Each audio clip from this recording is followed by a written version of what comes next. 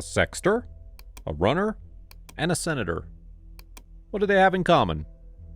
They're all child predators. And in this video, we're taking you through their stories to show you their dark side, plus the effectiveness of our brothers in blue. Let's get started. This is 28-year-old Ryan Burton, a predator, to say the least, who came under the radar of the La Crosse Police Department after a criminal complaint. One of the investigators decided to lure him out by posing as a 15-year-old girl on an anonymous social media platform, which caught the attention of Burton in 2021. Once the two connected, Burton allegedly sent the investigator an explicit photo of his genitalia. Even when the investigator posted that he, or technically she, quote, is not 18, he claimed to be 15. Burton later asked for a home address to meet, and the investigator agreed. While Mr. Burton stood outside a house address in Wisconsin, he was greeted by no 15-year-old girl, but by a police squad. How you doing? How you doing, man? Good, good. My name's Detective Rossman. I'm with La Crosse Police Department. Can you take your hands out of your pockets for me? Yeah. What's your name, sir? Ryan. Ryan, okay. Any weapons with you today? No. Okay. You just want to put your hands on top of your head. I'm just going to pat you down, make sure you got no weapons with you today. I'm here at the police department as well, sir. See our badge? Yes. Okay. You're good. Right. You like? Yeah. Put your hands behind your back.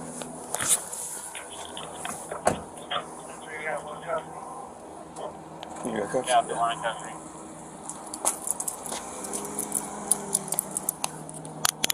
You okay? You not hurt, Brian? I'm good. He is detained immediately because the conversation between him and the investigator is enough, quote-unquote, probable cause to arrest him. Wouldn't he have shown up at this doorstep at this exact moment by coincidence? But now they need to establish more on Burton's profile by getting his ID and access to his car. Just going to check these things for fit.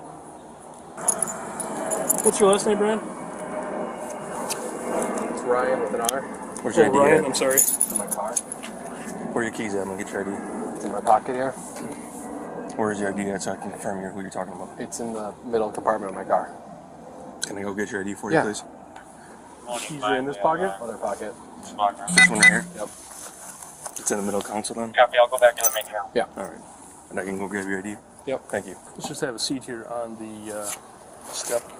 26 Iowa 29 of 95. Last name spelling Boy, Union, Robert, Tom, Ocean, Nora. First name is Ryan. With the police department here, we're going to have a car come over and transport you back to the station. Read you your Miranda rights. Try to ask you a few questions. We'll go from there, okay? This other ID, is this your relation to you? Yes. After he is taken away in a squad car, two officers access his car for his possessions. But one of his diaries deserves to be bagged as evidence after an officer reads what's inside.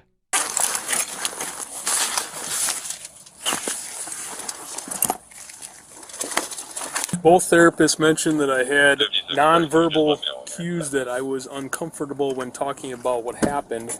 After some reflection, I think this is because I've always felt like I'm a good person, I'm kind, but this has turned me into a predator, and that makes me very uncomfortable. Oh, why don't we just take that whole thing? Okay. His fate is sealed from this point on. The investigators have got his conversation and his diary as proof. The last thing left is to interrogate him. But shortly after his Miranda rights are read, he chooses not to talk. But it's not over till the officer reads him his charges. You can go ahead and sit down and relax. You need anything? Water or anything? No. Alright. You know why you're here? No. Okay.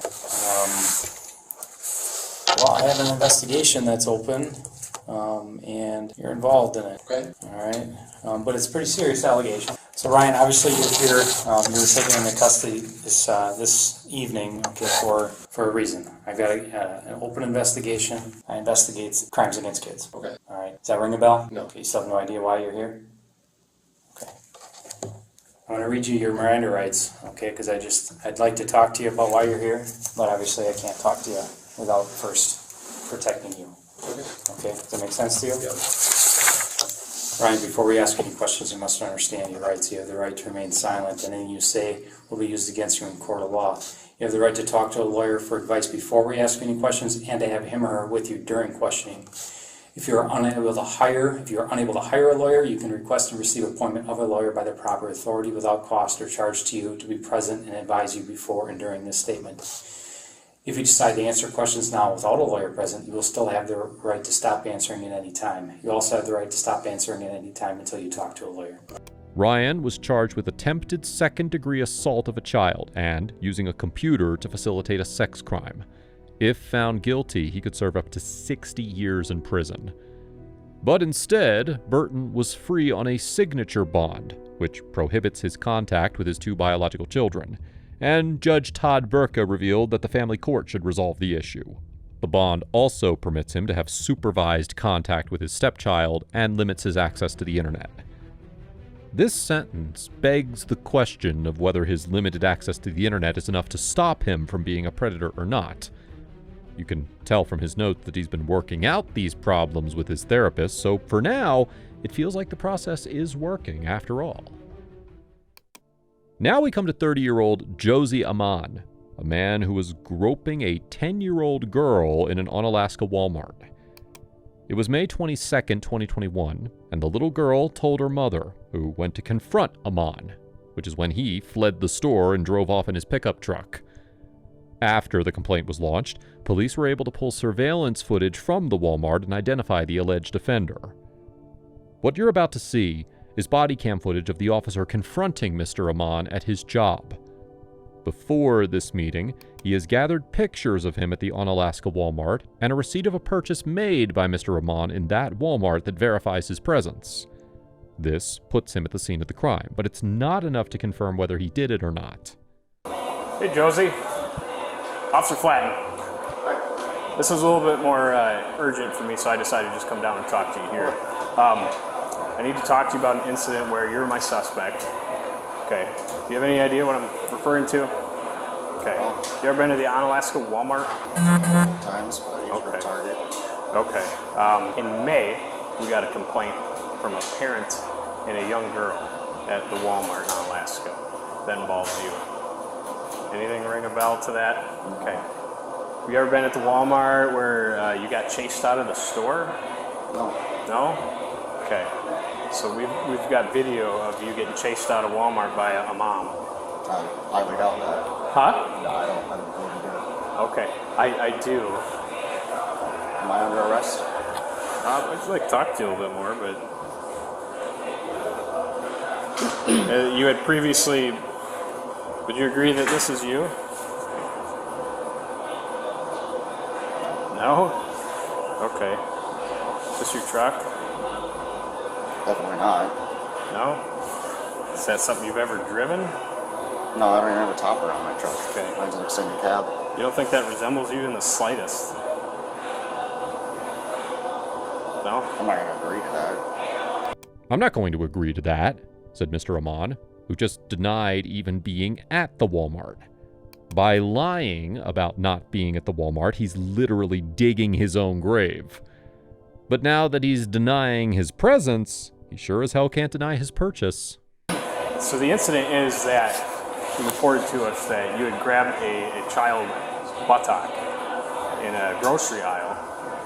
No? Okay. So we reviewed video and watched the suspect of this whole thing prior to this incident with the juvenile was inside Subway, bought a sub sandwich, used your debit card. Okay. Wait. Somebody used my debit card, you said? Well, you. In a Subway? Yep, Onalaska Walmart Subway. Okay. So walked into the store, the vestibule, goes into the Subway, gets some food, eats and stuff, and goes into the store. Okay. You still want to tell me you have no idea what I'm talking about? Okay. So are you the only one that would have your debit card? Or do you share it with people who look a lot like you? Huh? No, I don't know. No? Okay. Turn around, put your hands behind your back. It was at this moment he knew he messed up. He realizes that the police have got him dead to rights with proof of his presence, plus his purchase. On top of that, he's now caught lying on camera. At this point, there's only one stupid thing a guilty person can do. Run.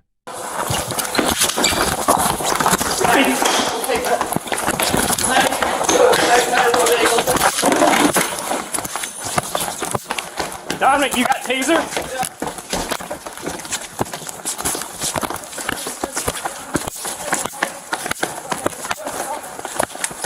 Stop! You stop! Stop! Get on the ground!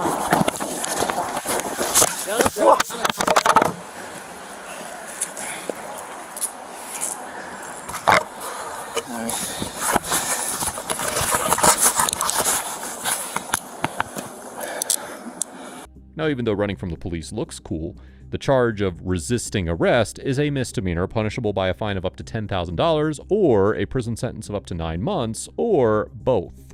Anyways, in December of 2021, Josie Amon appeared in court and was charged with the felony charge of sexual contact with a child younger than 13, which could result in up to a 60-year prison sentence if he is convicted. Since then, we haven't had any updates on his whereabouts.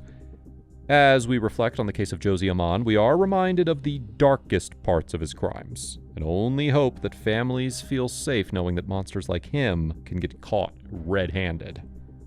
Finally, we come to 35-year-old Ralph Shorty, or should I say, Senator Ralph Shorty, a Republican from the Oklahoma Senate. But in a few minutes, you're going to remember him for what he actually is, a child predator. It all started in March of 2017, when a concerned father complained to the Moore Police Department about his 17-year-old son. He tipped off the police that he checked into the Super 8 motel and was afraid for his well-being. He's either here for narcotics or prostitution for narcotics. Kids prostituting himself? Yeah. The officers knocked on the door, and after a lot of resisting to open, the door opens and out comes Senator Shorty. The police identify him first. Off what? Shorty. You got an ID, Shorty? Shorty doesn't sound like a last name to me. At the time, the officer had no clue who he was, and whether Shorty is even a real name or not. But obviously that's not the most puzzling thing here. It's to figure out what was Shorty doing with a teenager inside a motel in the middle of the night. So what's going on over here tonight, man? We're just hanging out and talking about life and stuff. His little night talk session had a, quote, strong odor of raw marijuana, according to the report. They both were brought in and interrogated separately. And while we don't have the boys' interrogation, here are the key points that he shared. He met someone named Jamie Tilley on Craigslist. He set up a meeting with Jamie after he offered him cash in exchange for sexual acts, and their conversation was recorded in their text chains. Well, it's obvious that this Jamie Tilley was none other than Senator Shorty, who was now interrogated and confronted with a huge pile of evidence against him. After he's read his Miranda rights, the first set of evidence is brought up, the text chain. Okay, so how do you do you text him or how do y'all communicate? Usually phone calls. Phone calls? Okay. Well, it's interesting because on his tablet he has a conversation that he says he had with you using an app called Kik. Do you know what that is? Mm-hmm. Okay. Well, there's a pretty lengthy conversation on his tablet that he says is with the guy that is you, that he is online, or the Kik ID is Jamie Tilley. And you told the officers that night that that's what your online. He calls me Jamie, Uh-huh. and I'm not sure why. Okay. And anyways, so we've got a conversation between him and this Jamie Tilley about, he says, I need money for spring break. Jamie Tilley says, I don't really have any legitimate things I need help with right now. Would you be interested in sexual stuff? He says, yes. This goes on about how can I come get you, blah, blah, blah. We go on. He says, he starts calling this guy Daddy. He says, hurry up, Daddy.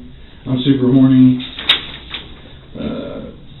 The boy's tablet was confiscated, so the text chain led to Jamie Tilley asking him for cash in exchange for some quote-unquote sexual stuff.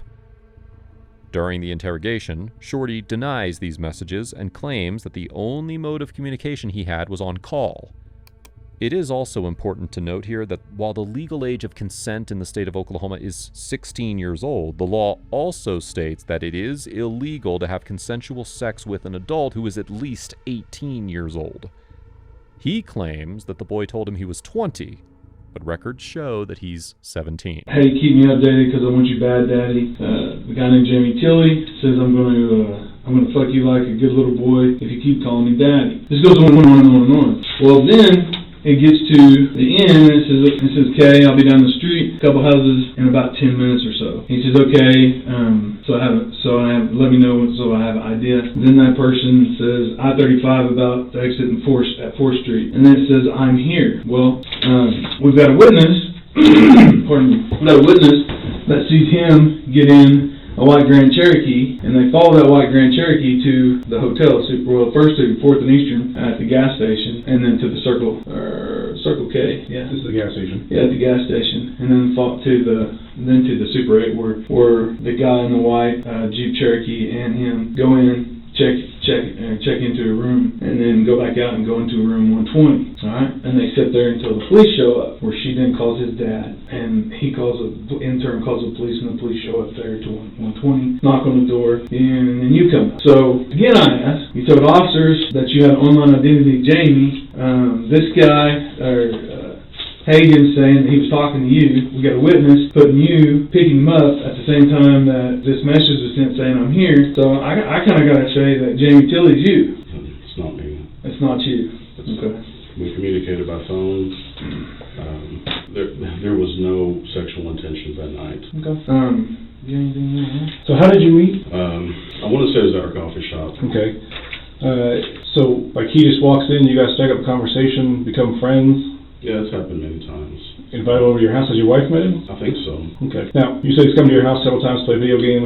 I think just once. Come to your house once to play video games, and then you guys met at the coffee shop a couple of times. Mm-hmm. Okay. What if I said that he told you guys met through a Craigslist ad the very first time when he posted in Casual Encounters? No.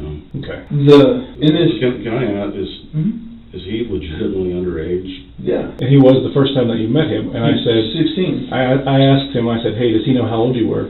And he said, yeah, he knows because we had a discussion about it, and at first he was uncomfortable with it, but then he finally got over it. In this conversation, it says, she needs me to go to the store for her. My 3-year-old is sick. That's one of the things I've been dealing with tonight. We're not going to have enough time. Can we get together tomorrow, after 1? I'll get a hotel room or something if that would make it easier. It goes on talking about the coffee shop, my coffee shop. I'll be alone in about 10 minutes at my coffee shop. He says, can I help you with anything for spring break? Again, you said just customers, but I'll leave in here close to 8. Okay. I'll be your slave. That sounds nice. I mean, we go on and on and on. And how old is your youngest child? 5 months. Okay. So he's telling me that when he first met you through Craigslist, that he had posted an ad in Casual Encounters, and that he had a lot of responses for it, but that you said that you wanted him to mess around with your wife while you watched. He said that he showed up to do that, or you guys got together and started talking about that. He found out your wife was pregnant, and then said that it never happened because she was pregnant. So here's the deal, Ralph. You and I both know what the truth is, and the truth is not what you're telling us. We're not saying you're a bad guy. We're not saying you set out thinking that this is some 15-year-old kid you're going to go bang. We're not saying that. We're saying, hell, maybe you didn't know how old he was. I don't know. I think you probably did based on what he's telling me, but things are what they are. Tell us the truth. Get it out there. Let's get this over with, get this behind us so we can all move on. I'm telling you that. No, you're not. You're telling us part of what happened, but you're not telling us what's going on. You told the officers there that you had an online identity of Jamie. He's talking about, you talk about in these texts when this Kik account, about your kids and your kid being sick and your coffee shop and that you got customers left and that you close at 8. I mean, it's clearly you. It's clearly and you. we've got a witness that put you there. When you say, I absolutely picked him up. When you say I'm here, the witness is waiting down the street because she thought it was jacked up. She thought it was jacked up that he wouldn't tell her where he was going or anything like that. So she sits down the street and waits. And then she sees him going to the Super 8 hotel with you, and then she gets scared and wondering what the heck's going on, so she calls the police, or calls his dad, and who in turn calls us. So here's the deal. We're trying to give you an opportunity, all right, to help yourself out here. All right, we have we have his device. These are just photos of it. We actually have downloaded the entire device now. So we have everything that y'all said that night. Everything. The thing about it is that tablet, once you sent the message saying I'm here, that tablet was never on the internet again. So the Kik conversation couldn't delete. So we have the entire conversation. But you can you can look at it. We have the entire conversation because it never hit the network again. This is a bad deal. This is prostitution with a minor, prostitution within 1,000 foot of a church, which are both felonies, and then transporting for the purpose of prostitution, which is a misdemeanor. I'm telling you, that's not me. That clearly is you. Ralph, that's a lie. You're lying to us right now. That's clearly you. No one else but Dollar Sick Coffee Shop. I'm here and you're there. That's clearly you. I don't know who else he could have been talking to. Nobody. I agree with you. Nobody. I has a coffee agree. shop and has a kid, sick kid, and all this stuff. And showed up. It's you. And here's the deal. He says it's you that he's talking to. You show up with condoms. He shows up with lotion. I mean, That's not true at all. Yeah, there was condoms in your bag. The cop saw them. That's just not absolutely not true. I did not show up there for any sexual thing. Well, then there's also weed that was in a green plastic container, marijuana that was in a green plastic container with labels from Colorado that was in the room. Did you ever touch that bottle? No. So there's no way your fingerprints will be on it? No. Okay, because we have the bottle. I don't know what to tell He you. says, matter of fact, he says when the police knocked on the door that y'all were both smoking marijuana. He said that he brought a gram when you brought a gram, and you guys rolled a huge blunt, and that you guys were planning on messing around, it just hadn't got there yet. And that he was going to do you a favor by whatever it was you guys were going to do, and that you were going to do him a favor by kicking him some money for spring break. The reality has now dawned on him that there's no way out, that they've got every bit of evidence they need to put him away, and more importantly, ruin his reputation. The rest of the interrogation goes with him denying his acts and refusing to speak about why he was in the motel room with a minor. The downfall of Ralph Shorty was swift and dramatic. Although he retained his seat and salary, the Oklahoma Senate unanimously voted to strip him of his privileges, including his office, parking space, and positions on committees. Calls for his resignation came from both Republican and Democratic officials, including the governor herself. 6 days after being charged, Shorty resigned from office. But that was only the beginning. In September of 2017, a federal grand jury indicted Shorty on 4 federal sex trafficking and child pornography charges, which included videos that he was accused of distributing from his smartphone in 2012 and 2013. Shorty pled not guilty. But after the federal charges were announced, the state charges were dropped. A federal trial was scheduled for December of 2017, but on November 19th, Shorty reached an agreement to plead guilty to 1 count of child sex trafficking. The prosecutor agreed to have the child pornography counts removed. Shorty was immediately jailed after pleading guilty and faced a minimum of 10 years in prison. In September of 2018, he was sentenced to a total of 15 years in prison and 10 years of supervised release. In a statement during his sentencing, Shorty apologized to his family, fellow Christians, and his constituents. This severe punishment for Shorty's heinous crimes serves as a warning to others who would exploit and harm children. But more importantly, it's a question mark on the credibility of those even in the highest levels of power. By now, you've seen a sexter who was catfished into an arrest, a groper turned runner who was caught lying, and a senator who is now in year 5 of his sentence. These horrific criminals are a testament to the vulgar criminals who are still out there as your regular Joes, and it's only a matter of time before they're brought to justice. Thanks for watching.